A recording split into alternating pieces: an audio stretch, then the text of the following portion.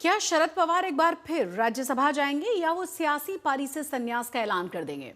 दरअसल अप्रैल 2026 में महाराष्ट्र से राज्यसभा की 7 सीटें खाली हो रही हैं और ऐसे में अगर शरद पवार राज्यसभा जाने का मन बनाते भी हैं तो शिवसेना, यूबीटी और कांग्रेस की मदद के बिना यह संभव नहीं होगा। वहीं अजीत पवार के बड़े बेटे पार्थ पवार के भी राज्यसभा जाने की चर्चाएं हैं, लेकिन वो अपनी मां सुनेत्रा की सीट पर जाना नहीं चाहते। इस रिपोर्ट में देखिए कि आखिर महाराष्ट्र से राज्यसभा जाने का क्या सियासी गणित है।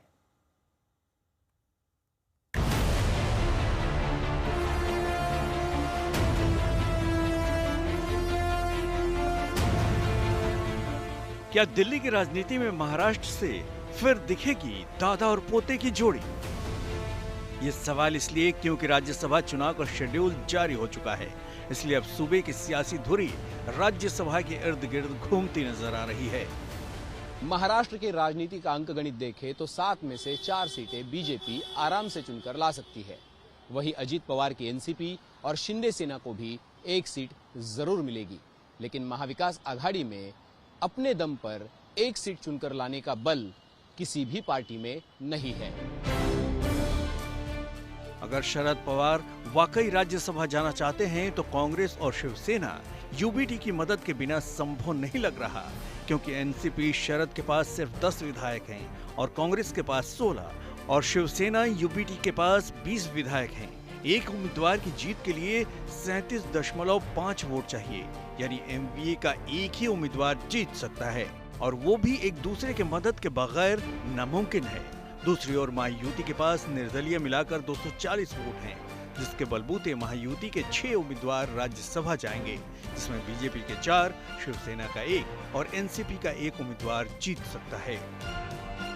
लेकिन सवाल ये है कि क्या शिवसेना, यूबीटी और कांग्रेस शरद पवार के लिए इतनी उदारता दिखाएंगे, वो भी तब जब दोनों एनसीपी के विलय की चर्चा सार्वजनिक हो चुकी है। दूसरी ओर एनसीपी से पार्थ पवार के नाम की राज्यसभा जाने की चर्चा है। असल में सुनेत्रा पवार उप मुख्यमंत्री बनने के बाद एनसीपी की 2 सीटें खाली हैं। सूत्रों से खबर है कि पार्थ पवार पूरे 6 साल के कार्यकाल के लिए राज्यसभा जाना चाहते हैं।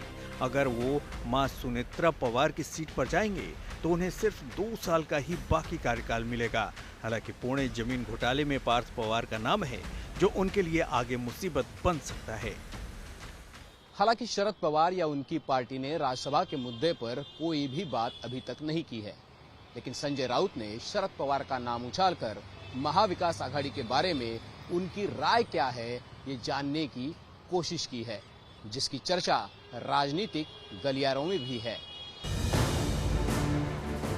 अप्रैल 2026 में महाराष्ट्र से राज्यसभा पहुंचे 7 दिग्गजों का कार्यकाल खत्म हो रहा है, जिसमें शरद पवार, फौजिया खान, प्रियंका चतुर्वेदी, रजनी पाटिल, भागवत कराड़, धैर्यशील पाटिल और रामदास आठवले शामिल हैं।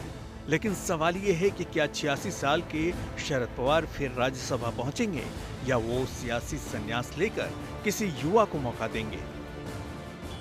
अगर शरद पवार महाविकास आघाड़ी के उम्मीदवार बनते हैं तो 15वीं बार वो इलेक्शन के मैदान में रहेंगे और फिर दोनों एनसीपी के विलय पर प्रश्न चिन्ह जारी रहेगा। और इसीलिए महाविकास आघाड़ी क्या शरद पवार के नाम पर एक मत से मुहर लगाती है, यह देखना भी दिलचस्प रहेगा। आशीष धामापुर के साथ अभिजीत, आज तक।